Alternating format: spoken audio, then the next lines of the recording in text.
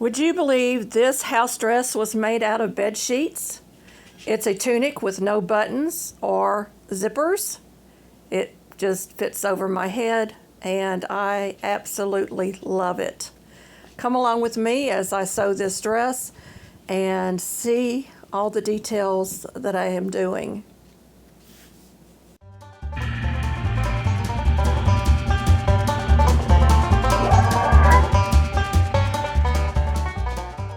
Well, hey y'all, and welcome to the Hillbilly Chicken Ranch. I'm Susan, your hostess, and we are sewing a dress today. I picked up a pattern for a house dress. So I don't like the skirt of this one. I do like this style, but I want it at least knee length. And so I'm going to be creating a pattern for the skirt part of my dress.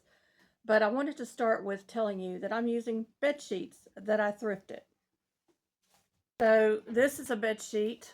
I've already cut the pattern out of this one. And I really liked the fabric of this. It is so much cheaper to buy thrifted sheets when you're making a house dress that you don't really care gets messed up because you didn't spend a small fortune on fabric. So that is the first piece, and here is the second piece that is uncut. You want at least a queen size, preferably a king size sheet, depending on what size that you're making. I paid $5.99 a sheet, and on the back of the tag they marked this as a king's, so I'm assuming they were kings, but they may have been queen sheets. If they have the tag on it that tells you the size of the sheet, definitely look at that when you're purchasing a thrifted flat sheet. So we're going to get these out of the way.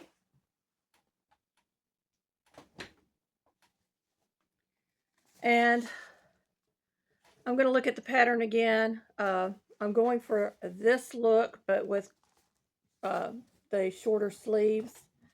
And this pattern is S9140 from Simplicity. I was looking for a McCall's pattern. They didn't have any at Hobby Lobby or Walmart. This pattern comes in extra, extra small to extra, extra large. And it gives you the finished measurements that you need to have. And you want to measure your bust, which is this line here. And I like to measure underneath my bust and my shoulders just to make sure that I'm getting the right size pattern, because sometimes the pattern is, you have to go a size larger than what you're actually sized at. So this one starts at a size 4 and goes all the way up to a size 26 according to the pattern. That doesn't mean that it's actually that size when it's finished. So just be aware of that. That is just a little bit of history, learning from my mother and aunts and so forth. So bed sheet I use for the bodice and the skirt. And I'm using it with a pre-hem on the skirt because I'm using the... So I'm making this very simple because with flat sheets, you already have a hemmed piece. So this is the hemmed piece, and I won't have to hem my skirt. So what I decided to go with was 25 inches. I can always shorten it on my next dress if I think it's too long. And we're going to be gathering the raw selvage edge of this and sewing one seam in the back. So that is going to be the skirt. The facing, I am not using a interfacing with it. I'm just going with the fabric. So I've got my pieces already cut for that. And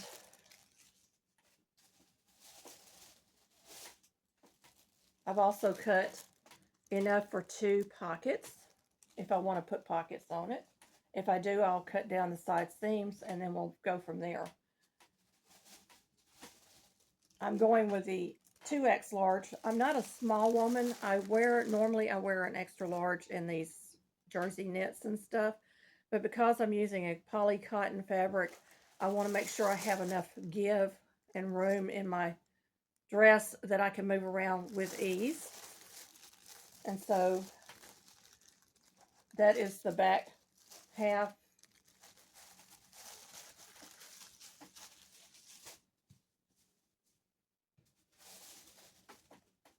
This is the front. And because I thought this came up too high on my neckline, I actually went down a little bit. So I may have to do some adjustments on the interfacing.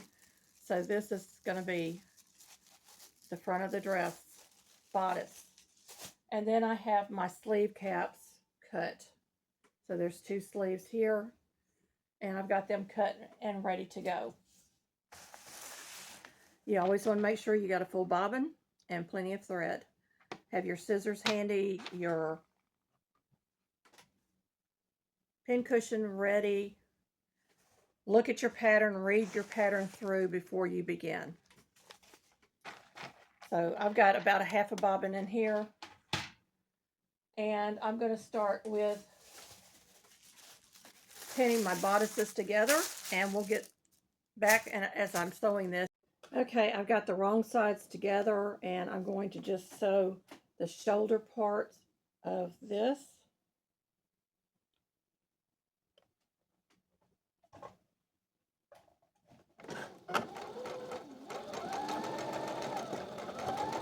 And it calls for a 5/8 inch seam. So that's what we're going to sew this at.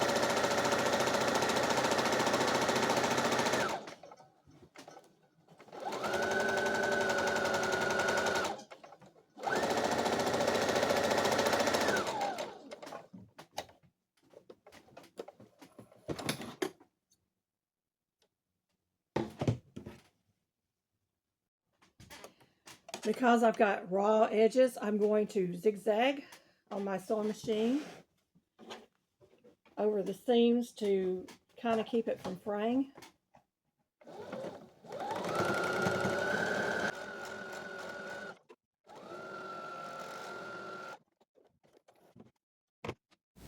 Here's a picture of the pattern in case you're interested in it. And I also have the facing out here, and I used tape on the facing.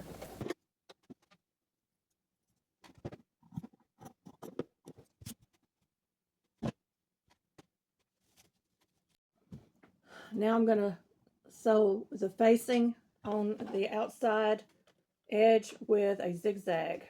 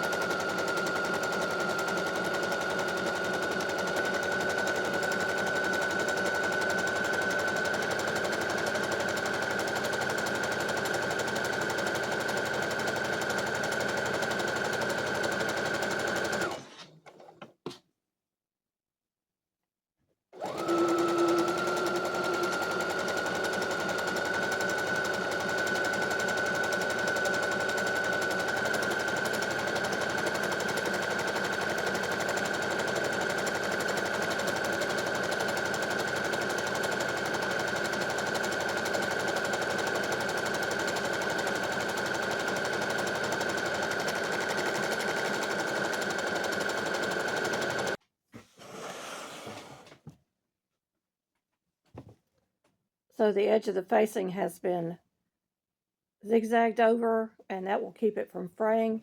And now I'm going to get it lined up with my blouse top, facing inside to inside and outside to outside.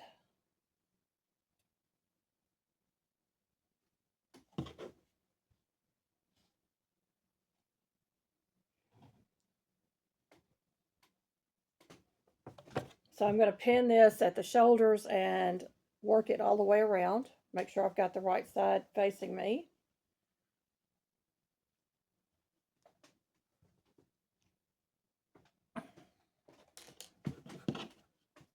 So that my shoulder seams match.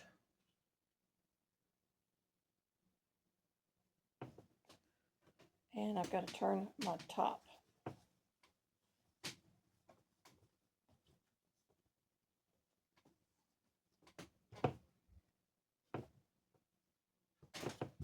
Okay.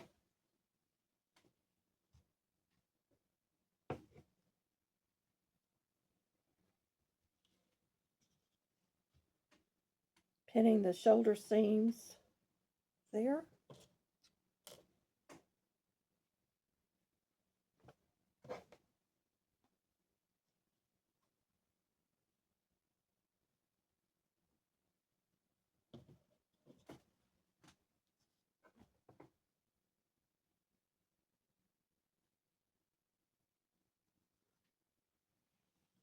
All right.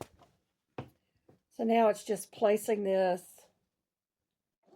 One of the reasons that I wanted to do a house dress is that's what my mother and grandmothers always wore around the house, and if the dress got a little mucky or stained, it was no big deal because it wasn't one of our better dresses. So making your own clothing is frugal, intentional, and simplistic, all rolled into a Resourceful Homestead edition. My camera went down, so I have ironed my facing. I've attached it. At the V in the back, I snipped inside, back here, I snipped just a little bit to make that V lay down in the back.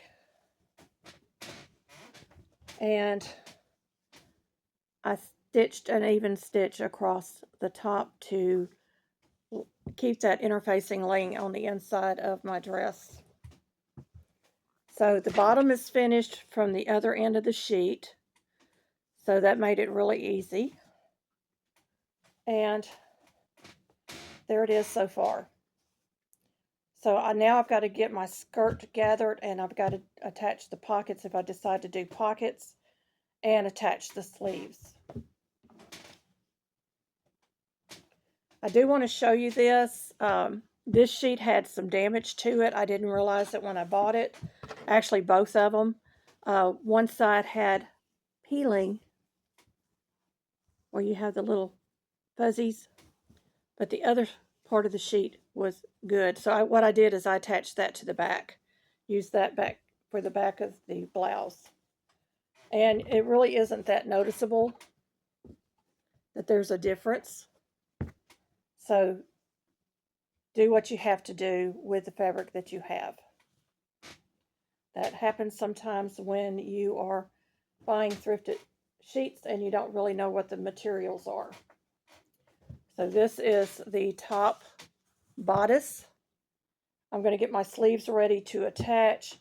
I'm going to start by hemming the sleeves, I think, and then I'm going to try to attach them at the shoulder. So we're going to do a hem on the bottom first, and I'll go iron this, press it, and get it where I want it to be for a nice little seam on the bottom of my sleeves. All right, I've got the hem pressed, and I'm just going to go and try to get my sleeve hemmed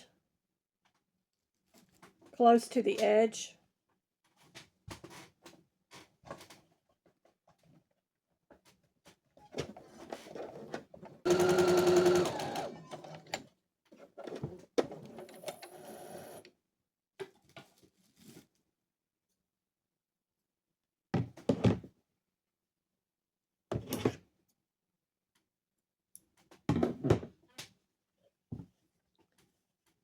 So there is my hem of my sleeve. I'm going to do the other sleeve, and then we're going to try to attach this.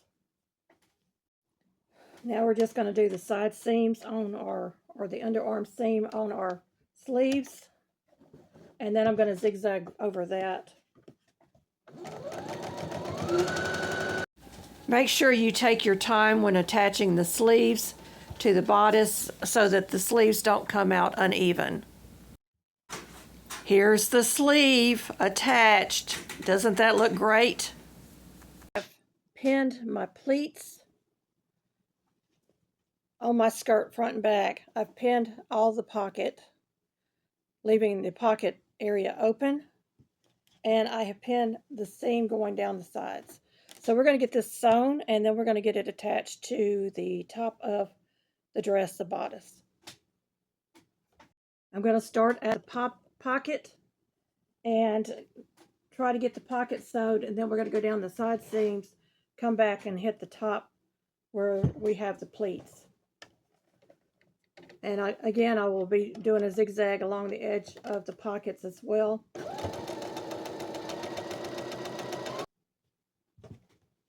And now I'm getting ready to go down the side seam of my dress.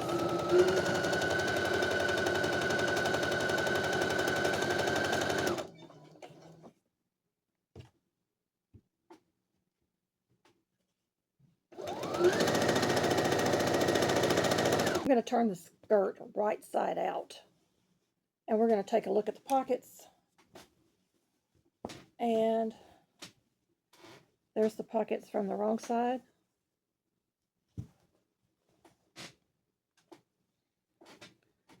And this will be the inside of the pocket.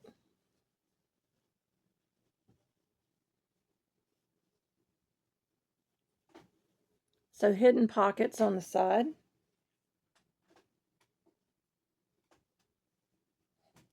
I'm going to get this where I have some pleats. I'm going to stitch over that, and then I'm going to pin it to my skirt or to my bodice to see if I need to make any more adjustments. I do want to mention here that all the raw edges of my dress were zigzagged, but if you have a serger, it makes it so much easier. I do have a serger, but I couldn't get to it because I can do a straight stitch and the zigzag on the seams all at once. I have pinned the skirt to the bodice. So we're going to get this, hopefully get it sewn on in one try. And I'm going to use the stitches right there as my guide. I've got a couple of thick spots I've got to get through, so y'all bear with me for a few minutes. And I've got to make sure the skirt is moved out of the way and that the bodice area is straight. This sewing project took me about 3 hours start to finish. The dress is almost ready for the big reveal. Are you ready? I'm so excited about this house dress, y'all. I just can't get over how good it turned out. Just a little bit of effort, about $6 for fabric, and I have a new dress.